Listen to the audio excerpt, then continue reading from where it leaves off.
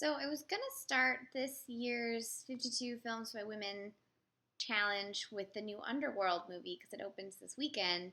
Unfortunately, I'm told there's possibly going to be a snowpocalypse here in the South, and I didn't want to risk driving to the multiplex and then getting snowed in and having to live there.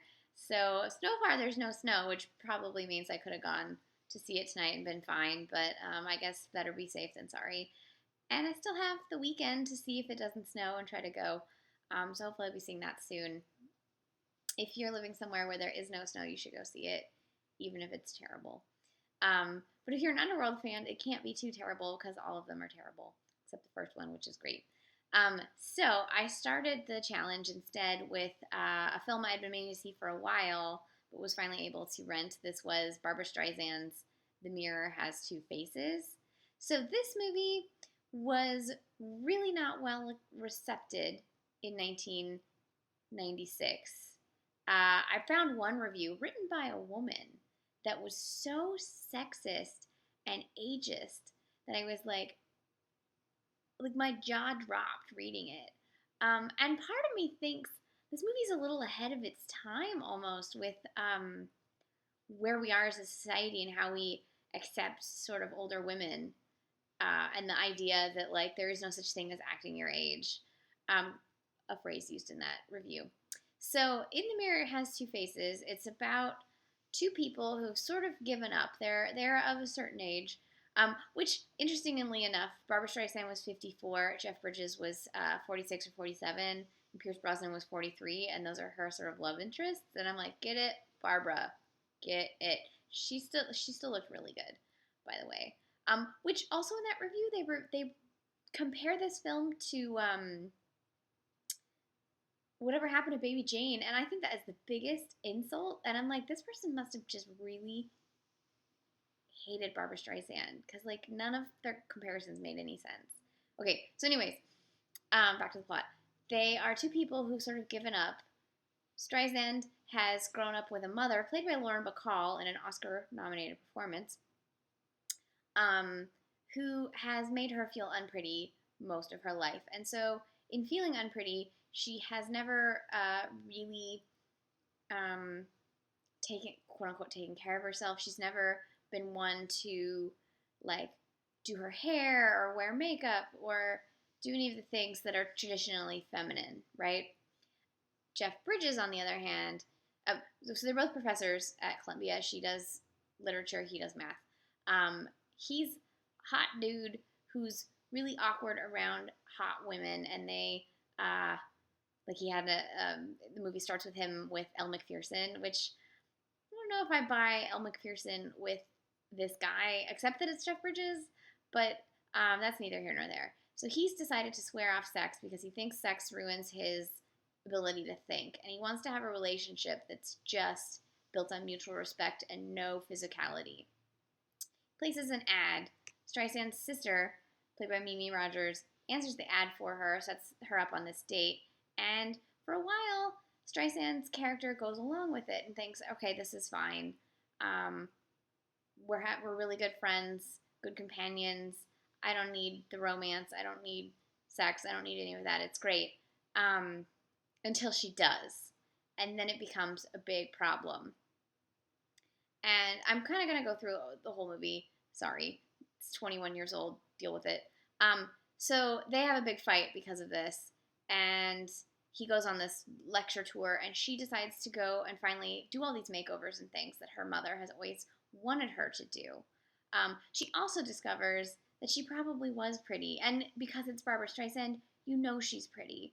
And so now she's like being traditionally pretty with the like highlighted hair and makeup and tighter clothes and what have you, and realizes that that sort of pretty isn't what she wants either. And that she was always the person that she was, whether she looked traditionally pretty or whether she looked Streisand pretty.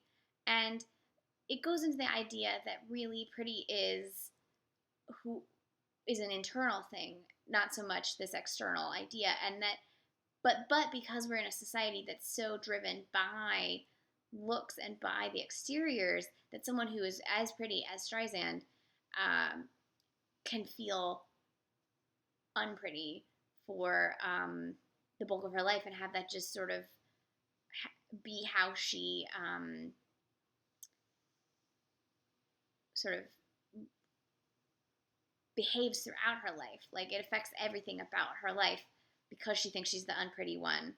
But then you get a couple of interesting discussions with her sister, who was the pretty one, who is also miserable for the various reasons that being a beautiful person brings. And so it sort of is an interesting look at both of those aspects of femininity. And then you have the aging added on to that because she's, 50. Especially if you read all of the reviews that are super cruel. And I'm just like, but the movie wouldn't make any sense if she were younger. Like, they keep talking about how she needs to act her age and not act, 35 or whatever. But the movie wouldn't make any sense if she was 35 because she's supposed to be at a point where she has, like, literally spent almost what she thinks is almost all of her life alone, right? So that's why she would, like, settle for something that isn't what she wants. So, like, the movie wouldn't make any sense if she were younger. So all these criticisms about her acting, being too old for the role, doesn't make any sense. I'm not going to spoil the movie, the ending, but it's a romantic comedy, so you can imagine that things probably end up happy. Lauren Bacall is great. She has a couple of really show-stopping scenes with Barbra. Barbara's also amazing. Jeff Bridges is a little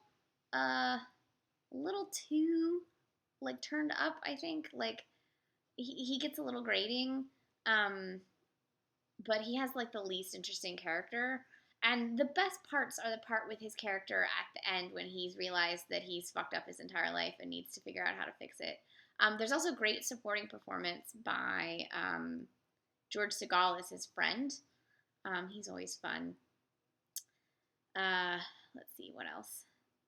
So this movie, like, it's got a few 90s-isms, and it also has some great old technology, like an old Mac laptop. And by 90s-isms, I mean, like, bad 90s song montages and things. But overall, I think it's an interesting film, and I think that it would be a really great sort of almost triple feature. Like, you should start with She-Devil and the way it goes into the beauty myth and the ideas of the beauty myth. The Mirror Has Two Faces in that it deals with the pretty one idea, and then The Pretty One, which was a movie that came out a couple years ago that has to do with twins, where one is the pretty one and one is not, and what happens when the not pretty one takes over the pretty one's life. And I think all three of those films together sort of delve into some really uncomfortable ideas that we have as a society about women and beauty and things that we don't want to talk about because they seem too superficial, but unfortunately that's the world we live in, and you need to discuss the superficial in order to get past it. So I want to schedule that as a triple feature now.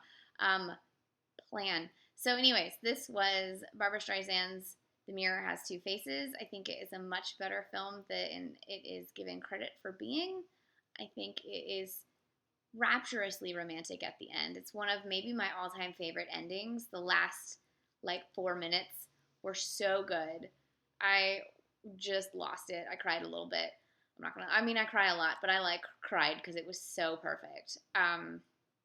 It's a bummer that Streisand, I think this was the last thing she directed, because it was so not well received. What does this say? Yeah, she only made these 3 movies. I still need to see Yentl.